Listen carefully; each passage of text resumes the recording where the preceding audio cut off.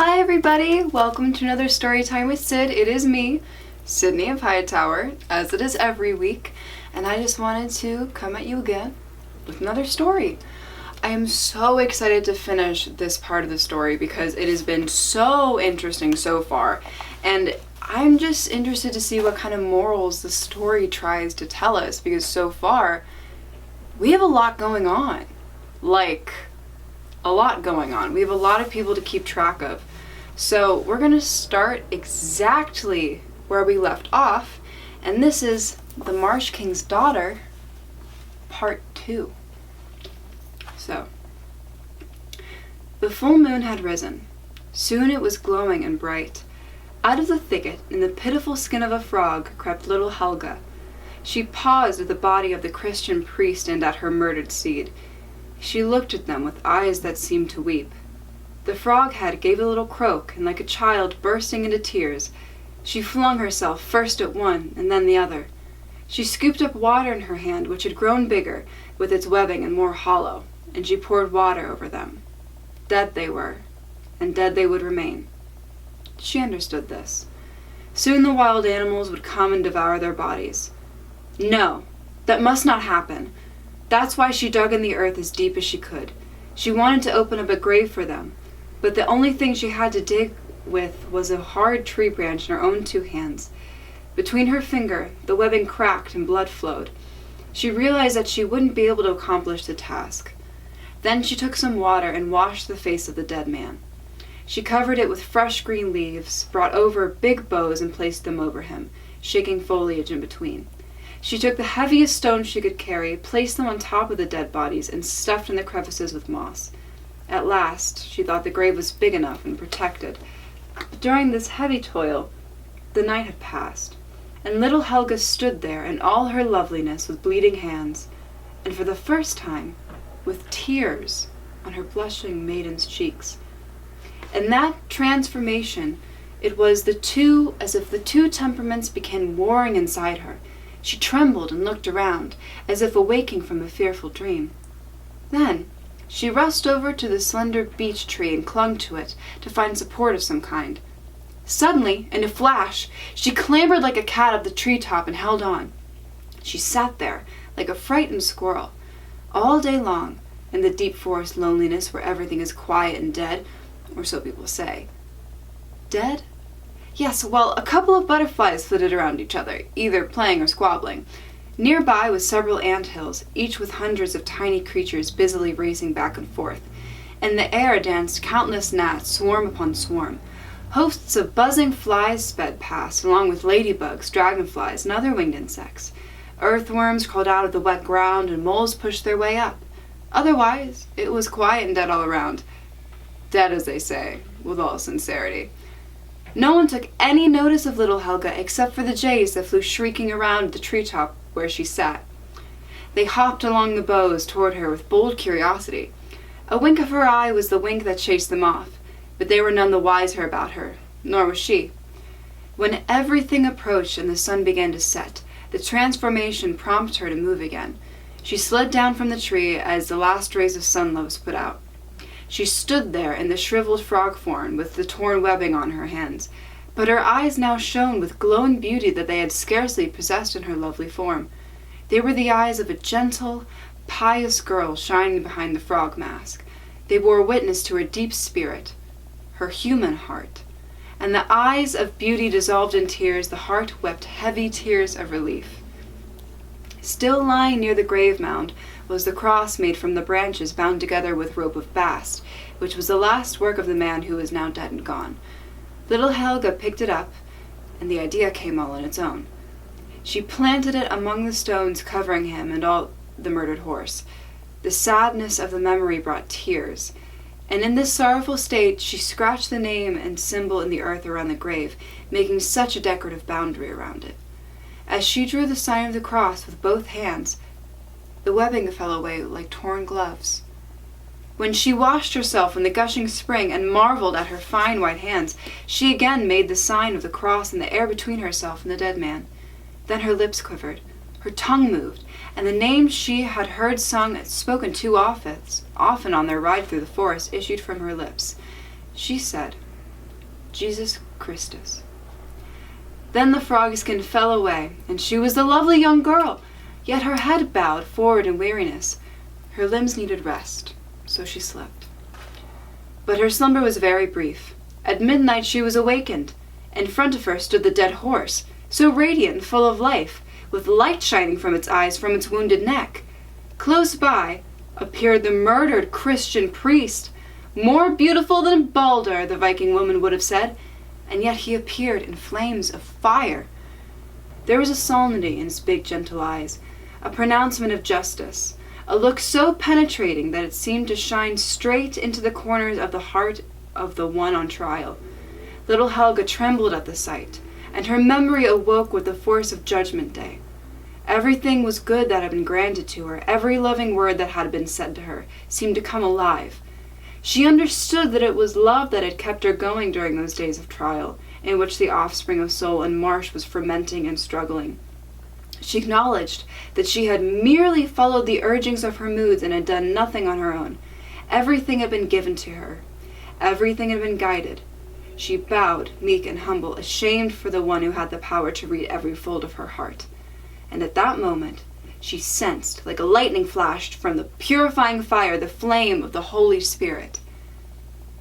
"You, daughter of the marsh," said the Christian priest, "from the marsh, from the earth have you come. From the earth shall you rise once more. The ray of sunlight in you, conscious of its body, will return to its source, the ray that is not from the sun's body, but the ray from God. No soul shall perish, but long is the temporal life which leads to the eternal. I come from the land of the dead. You too shall one day travel through the deep valleys into the radiant mountains where mercy and perfection dwell. I cannot lead you to the Hedeby for Christian baptism. First you must shatter the watery shield over the deep quagmire, pull out the living root of your life in your cradle. You must perform your deed before consecration can occur." And he lifted her up onto the horse, handing her golden incense vessel like the one that he had seen before in the Viking stronghold. From it came a scent, sweet and strong. The open wound in the forehead of the murdered man shone like a radiant diadem. He took the cross from the grave and raised it high in the air. Then they raced off through the sky, above the rustling forest, above the mound where the warriors were buried, seated on their slaughtered steeds. And the mighty figures rose up, came riding out, and halted atop the burial mounds. In the moonlight, the broad gold circlets with the golden nodes glittered around their foreheads. Their cloaks fluttered in the wind. The serpent who brooded over the treasure raised its head and looked at them. The dwarf folk peeked out from the mounds and plowed furrows. They teemed with red, blue, and green lights, a swarm to behold, like sparks in the ashes of burnt paper. Over the forest and heath, rivers and watery meadows, they flew up toward Wildbog. Above it they hovered in great circles. The Christian priest raised the cross high. It gleamed like gold, and from his lips sounded the chanting of the Mass. Little Helga sang along, the way a child sings her mother's song. She swung the incense vessel, making an altar scent appear, so strong, so miraculous that the reeds and rushes of the bog began to bloom. All the sprouts shot up from the deep bottom. Everything alive rose up. A profusion of water lilies spread all around, like a woven carpet of flowers, and on it lay a sleeping woman, young and lovely. Little Helga thought she was looking at herself, her mirror image in the still water. But it was her mother she saw, the Marsh King's wife, the princess from the waters of the Nile. The dead Christian priest commanded the slumbering woman to be lifted onto the horse, but the animals sunk under the burden of its body and were merely a shroud flying in the wind. Yet the sign of the cross made the phantom of the air strong, and all three of them rode to dry land. Then the rooster crowed in the Viking stronghold, and the visions dissolved in the fog and vanished in the wind. Facing each other stood mother and daughter. "Is it myself that I see in the deep water?" said the mother. "Is it myself that I see gleaming in the shield?" exclaimed the daughter, and they drew close to each other, breast against breast, embracing each other. The mother's heart beat more strongly, and she understood. "My child, flower of my own heart, my lotus from the deep waters." And she embraced her child and wept. Her tears were new life, the baptism of love for little Helga. "In a swan skin I came here, casting it aside," said the mother. "I sank through the lifting flood, deep down in the marsh bog, which closed like a wall around me. But I soon felt a fresher current. A force kept driving me deeper, ever deeper. I felt sleep pressing on my eyelids. I fell asleep. I dreamed. I thought I was once again lying inside the pyramid of Egypt, but in front of me still lay the rocking alder log that had frightened me on the surface of the bog. I looked at the cracks in the bark, and they glowed with colors and became hieroglyphics. It was the mummy shroud I was looking at. It burst, and out stepped the 1,000-year-old king. The mummy figure, black as pitch, gleaming black like a forest snail or the oily black marsh. The Marsh King or the pyramid's money. I didn't know which. He wrapped his arms around me, and I felt as if I would die. I didn't sense life again until my breast grew warm from the little bird flapping its wings inside, chirping and singing. The bird flew from my breast, high up toward the dark, heavy surface, but a long green ribbon still tied it to me. I heard its yearning cries and understood. Freedom! Sunshine! To father! Then I thought about my father back home in the sunlit land, my life, my love, and I released the ribbon, let it fly away, home to father. Ever since that moment I have not dreamed.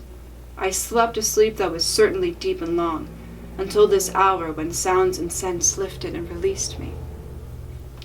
The green ribbon, from the mother's heart to the bird's wings, where it was fluttering now, where had it been tossed? Only the stork had seen it. The ribbon was the green stalk, the bow the gleaming flower, the cradle for the child who had now grown so lovely and once again rested in her mother's heart. And while they stood there, embracing each other, Stork Father flew in circles around them. Then he raced off to his nest, and there he found the feather skins hidden for years. He threw one over each of them. The skins closed around them, lifting them up from the ground as two white swans. "Let's have a talk," said the Stork Father. "Now that we understand each other's language, even though the beak may be cut differently than one bird to the other, how fortunate it is that you came here tonight. Tomorrow we'll be gone. Mother, myself, and the children. We're flying south. Well, just take a look at me. I'm an old friend from the land of the Nile, and Mother is too, though more in her heart than in her beak. She always believed that the princess would take care of herself. The children and I carried the swan skins up here. Oh, how happy I am! And what good luck it is that I'm still here. When dawn comes, we'll be off. A big flock of storks, and we'll be flying in the lead. Just fly behind us and you won't lose your way. The children and I will keep an eye on you." "And I must bring the lotus blossom," said the Egyptian princess. "It will fly at my side, wearing a swan skin. I have the flower of my heart with me. That's how things have turned out. And so the riddle has been solved. Homeward, homeward!" But Helga said that she couldn't leave the Danish land until she once again had seen her foster mother, the loving Viking woman. In Helga's mind appeared the very beautiful memory, every loving word, every tear her foster mother had wept, and at that moment it was almost as if she loved this mother more dearly than any other. "Yes, we must go to the Viking manor," said the Stork Father. "That is where Mother and children are waiting. How they will stare and clack their beaks. Well, Mother doesn't say much. She's curt and to the point, but she has good intentions. I'll start clacking at once so they can hear we're coming." The Stork Father began clacking his beak, and the swans flew off to the Viking stronghold. Inside, everyone was still sleeping soundly. Not until late at night had the Viking woman fall asleep. She lay there, fearing for little Helga, who had been missing for 3 whole days along with the Christian priest. She must have helped him escape. It was her horse that was gone from the stables. By what power had all of this taken place? The Viking woman thought about the miracles they had heard that was performed by the Christ, by those people that believed in him and followed him. All these thoughts took shape in the realm of her dreams. It seemed to her that she was still awake, thinking in her bed, with the darkness brooding outside. A storm came. She heard the rolling of the sea to the west and the east, from the North Sea and from the waters of the Kattegat. The monstrous serpent that encircled the earth in the depths of the sea was shaking with convulsions. The twilight of the gods was approaching. Ragnarok, as the heathen folk called in the final hour when everything would perish, even the high gods themselves. The Gjall horn sounded, and over the rainbow rode the gods, clad of steel, to fight the last battle. Ahead of them through winged Valkyries, and behind them the figures of dead warriors. The entire sky was lit up. Around them were the glow of northern lights, but the darkness was the victor. It was a terrible hour. And on the floor, next to the terrified Viking woman, stood little Helga in the frog's hideous form. She too was shaking, and she pressed close to her foster mother, who took the child onto her lap and lovingly held her tight, no matter how hideous the frog skin looked. The sky resounded with the blows of swords and clubs, with a rush of arrows, as if a raging hailstorm were passing overhead. The hour had come when heaven and earth would explode, the stars would fall, everything would be consumed in the fire of Surt. Yet she knew that a new earth and heaven would come. Grain would billow where the sea now rolled across the golden sandy bottom. The unnameable God would rule, and up to him would rise Balder, gentle and loving, released from the realm of the dead. He was coming. The Viking woman saw him. She recognized his face. It was the captured Christian priest. She pressed a kiss to the forehead of the hideous frog child and cried out. Then the frog skin fell away, and little Helga stood there in all her loveliness, more gentle than ever before, with shining eyes. She kissed her foster mother's hand, blessing her for all the care and love the woman had given her during those days of trial and need, thanking her for the thoughts she had impressed upon and awakened in her, thanking her for speaking her name, which she repeated. And little Helga rose up as a mighty swan, spreading her wings out wide with the rushing sound made by flocks of migratory birds flying off. With that, the Viking woman awoke, and from outside she could still hear the same great flapping of wings. She knew it was time for the storks to leave. It was them she heard. She wanted to see them one more time before they departed, to bid them farewell. She stood up and went out to the gallery. Then she saw the roof of the outbuildings, stork after stork. All around the manor, above the tall trees, flew flocks in great circles. Right in front of her, on the edge of the well where little Helga had sat so often, screamed at her in her wildness. 2 swans now sat, looking at her with wise eyes, and she remembered her dream. It still filled her mind whole as if it were quite real. She thought about little Helga in the swan form. She thought about the Christian priest, and suddenly she felt a wondrous joy in her heart. The swans flapped their wings, bowed their heads, as if they too wanted to send greeting, and the Viking woman stretched out her arm toward them as if she understood, smiling amid tears and all her whirling thoughts. Then, with great flapping of wings and clacking beaks, all the storks rose up and started their journey south. "We're not waiting for the swans," said Stork Mother. "If they want to go with us, they'll just have to come. We can't stay here until the plovers leave.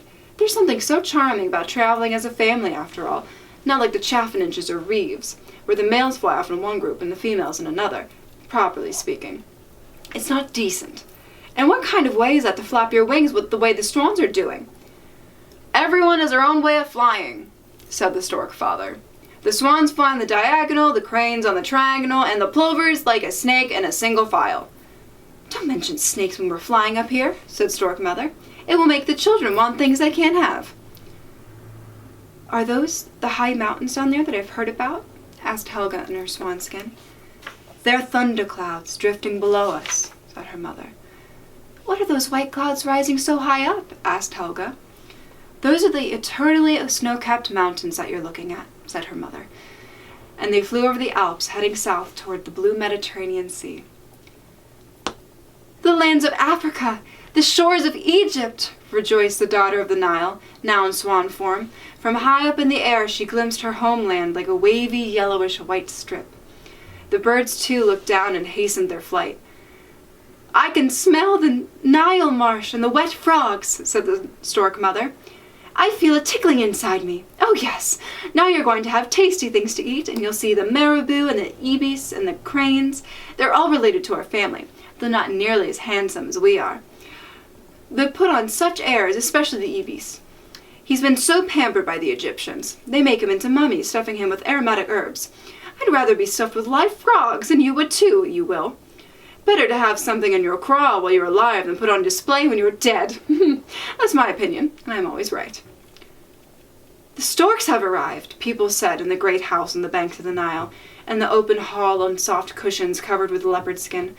The royal lord lay stretched out, neither alive nor dead, hoping for the lotus blossom from the deep bog of the north. Kinsmen and servants stood around him. Into the hall flew 2 magnificent white swans. They had come with their storks. They threw off their dazzling feather skins, and there stood 2 lovely women, looking as much alike as 2 drops of dew. They bent over the pale, withered old man. They tossed their hair back, and as little Helga leaned over her grandfather, his cheeks flushed, his eyes grew bright, and life returned to his rigid limbs. The old man sat up, healthy and rejuvenated. Daughter and granddaughter took him in their arms as if giving him a joyous morning greeting after a long melancholy dream. And there was joy everywhere on the estate and the stork nest too, although their greatest joy was over the good food, the swarms of frogs. And while the learned men, in all haste, wrote down the rough account of the story about the 2 princesses and the flower of health, which was a great event and a blessing for home and country, the stork parents spoke of it in their own way to their families, though not until they had eaten their fill. They had other things to do, after all, than listen to stories. "Now I'm sure you'll be given a title," whispered the stork mother. "It's only reasonable." "Oh, and what exactly would that be?" said the stork father. "And what have I done?" "Nothing." "You've done more than all the others. Without you and the children, the 2 princesses would have never seen Egypt again, or made the old man well. You'll get a title. I'm sure you'll be given the title of doctor, and then our children will inherit it, and their children after them. You already look like an Egyptian doctor, at least in my eyes." The learned and wise formulated the basic principle, as they called it, that underlay the whole event. Love nourishes life. They explained this in several ways. The warm ray of sun was the Egyptian princess. She went down to the Marsh King, and from their encounter sprang the flower. "I can't repeat their words exactly," said the stork father, who had listened to the rooftop and was trying to tell his family about it from the nest. "What they said was so complicated and so wise that they were once given presents and promotions and rank. Even the royal chef was given a grand medal of distinction. That was probably for the soup." "And what did you get?" asked the stork mother. "They can't forget the most important one of all, that's you. The learned men just clacked their beaks the whole thing, but I'm sure your turn will come." Late at night, when the peace of slumber rested over the great happy house, there was one person still awake, and it wasn't the stork father, in spite of the fact that he was standing on one leg in the nest, a sleeping sentry. No, little Helga was awake, leaning over the balcony and gazing into the clear sky with the great sparkling stars, bigger and purer in luster than she had ever seen in the north, and yet the same. She thought about the Viking woman in the wild bog, about her foster mother's gentle eyes, about the tears she had wept over the poor frog child who stood in the brilliant starry splendor near the waters of the Nile, in the lovely spring air. She thought about the love in the heathen woman's breast, the love she had shown to the pitiful creature who in human guise was an evil animal in an evil skin too beastly to look at or touch. She gazed at the glittering stars and remembered the glow from the dead man's brow when they flew over the forest bog. His voice resounded in her memory. Words she had heard spoken as they rode along, and she sat like someone bewitched. Words about the great source of love, the highest love that encompassed all creatures. Oh, what had not been given, won, achieved! Little Helga's thoughts dwelled, night by day, on the vast sum of her happiness, and were mesmerized by it like a child who turns swiftly from the giver to what is given, to all those lovely gifts. She seemed caught up in the rising bliss that might come, would come. She was born through miracles, to even higher joy and happiness, and one day she lost herself so much in this that she gave no more thought to the giver. It was the rashness of youthful audacity making its impetuous move, and it made her eyes light up, but she was suddenly torn away by a great commotion in the courtyard below. There sat 2 mighty ostriches swiftly racing around in tight circles. Never before had she seen such animals. Such a huge bird, so plump and heavy. Its wings looked as if they had been clipped. The bird itself had been harmed. She asked what had happened to it, and for the first time she heard the legend Egyptians tell of the ostrich. How lovely its kind had once been, its wings big and strong. Then one evening, the forest's mighty bird said to it, "Brother, should we, God willing, fly to the river tomorrow to drink?" And the ostrich replied, "I'm willing." When the day came, they flew off, heading first high up towards the sun. God's eye, even higher and higher, with the ostrich far ahead of all the others. It flew with pride toward the light. It put its trust in its own powers and not in the giver. It did not say, "God willing." Then the avenging angel drew aside the veil from the flaming radiance, and in that instant the bird's wings were singed. Miserable, it sank to earth. The ostrich and its kin can never rise up. It flees in terror, rushing around in circles in the narrow space. A reminder to us humans that in our thoughts with every deed we should say, "God willing." Helga thoughtfully bowed her head. She gazed at the racing ostrich, saw its fear, saw its foolish joy at the sight of its own huge shadow in the white sunlit wall, and in her mind, somber thoughts planted deep roots. A life so rich, moving towards happiness, had been given, won. What would happen? What is yet to come? The best, God willing. In early spring, when the storks once again headed north, little Helga took off her gold bracelet, scratched her name on it, and beckoned the stork father. She put the gold bracelet around his neck and asked him to take it to the Viking woman, who would then understand that her foster daughter still lived, was happy, and had not forgotten her. "This is hard to carry," said the stork when the bracelet was put around his neck. "But you don't throw gold and honor onto the road. They'll realize that there's good fortune that comes with the stork." "You lay gold and I lay eggs," said the stork mother. "But you lay only once. I've been doing it all these years, yet neither of us gets any appreciation. It's an outrage." "We've got our good conscience, mother," said the stork father. "You can't wear that around your neck," said stork mother. "It doesn't bring good winds or food." And off they flew. The little nightingale who sang in the tamarind bush would soon be heading north too. Little Helga had often heard it singing up there at Wild Bog. She would give it a message to take along. She knew the language of the birds from the time she swooned the swanskin. Since then, she often talked to the stork and swallow. The nightingale would understand her. And she asked it to fly to the beech forest in the Jutland Peninsula, where she made the grave of stones and bows. She told it to ask all the little birds to protect the grave and to sing the song, and then another. Off flew the nightingale, and time flew too. The eagle stood on the pyramid and saw the autumn, a stately caravan with richly laden camels.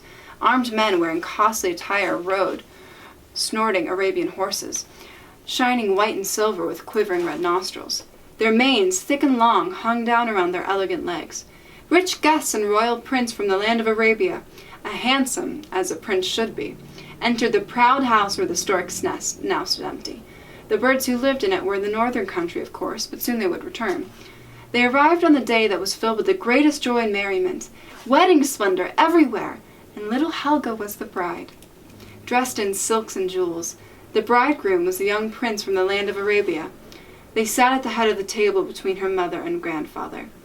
But she wasn't looking at the bridegroom's brown, manly cheek where his black beard curled. She wasn't looking at his fiery dark eyes that were fixed on her. She was looking out, up at the glittering, sparkling star that shone down from the sky.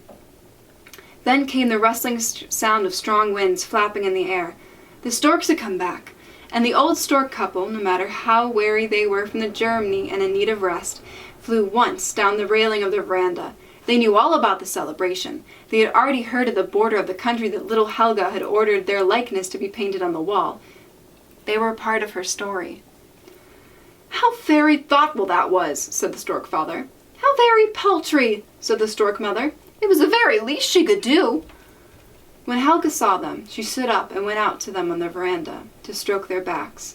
The old stork couple bowed their necks, and as the youngest fledglings watched, feeling honored. And Helga looked up at the glowing star that was shining brighter and brighter. Between her and the star, a figure was moving, even purer in the air, and that's why it was invisible. It hovered quite close to her. It was the dead Christian priest. He too had come to her celebration, come from the kingdom of heaven. There the radiance and glory surpass anything known on earth, he said. And little Helga prayed so tenderly, so fervently as she had never prayed before, that for one single moment she might see inside, take one brief glance inside the kingdom of heaven, at the Father. Then she lifted up in radiance and glory in a stream of melodies and thoughts. It glowed and resounded not just all around her, but within her as well. Words cannot describe it. Now we must go back. You are missed, he said. Just one more look, she begged. Just one more brief moment. We must go back to Earth. All the guests have gone. Just one more look, one last. And little Helga once again stood on the veranda. But all the torches there had been put out. All the lights in the bridal hall were gone. The storks were gone. No guests were to be seen, and no bridegroom. Everything had vanished in 3 short minutes. Then Helga grew frightened. She walked through the big empty hall into the next room. There, foreign soldiers were sleeping. She opened the side door that led to her chambers. But when she thought she was standing inside, she was actually out in the garden. It was not like this before. The sky shone crimson. It was almost dawn. Only 3 minutes in heaven, and a whole night on earth had passed. Then she saw the storks. She called to them, speaking their language, and Storkfather turned his head, listened, and came closer. "You speak our language," he said. "What is it you want? Why have you come here, strange woman?" "But it's me, Helga. Do you know me? 3 minutes ago we were talking together over there on the veranda." "You must be mistaken," said the stork. "You must have dreamed the whole thing." No, she said, and reminded him about the Viking stronghold and the wild bog and the journey they had made. The Storkfather blinked his eyes. "But that's an old story that I've heard from my great-great-grandmother's time. It's true that here in Egypt there was once such a princess from the land of Denmark, but she disappeared on her wedding night many hundreds of years ago, and never returned. You can read about it yourself here on this monument in the garden. Swans and storks are carved on it, and the very top, you're standing there yourself in the white marble." And what he said was true. Little Helga saw it, understood, and sank to her knees. The sun broke through, and as in the past when the rays made it, the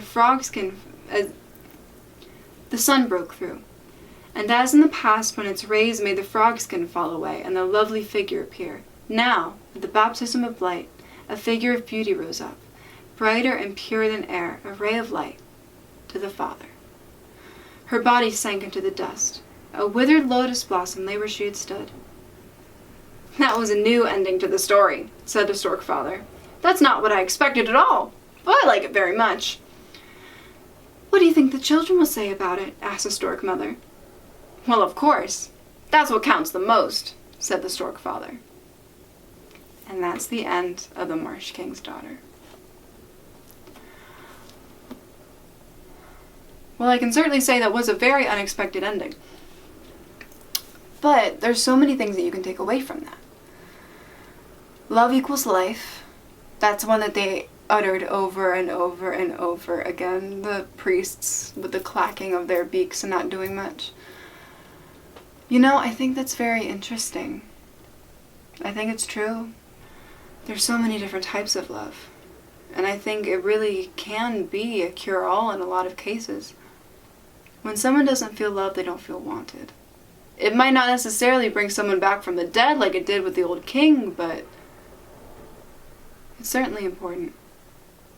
Which is why I think it's important that human beings, elves, fae, creatures alike, do their best to share love with their other beings.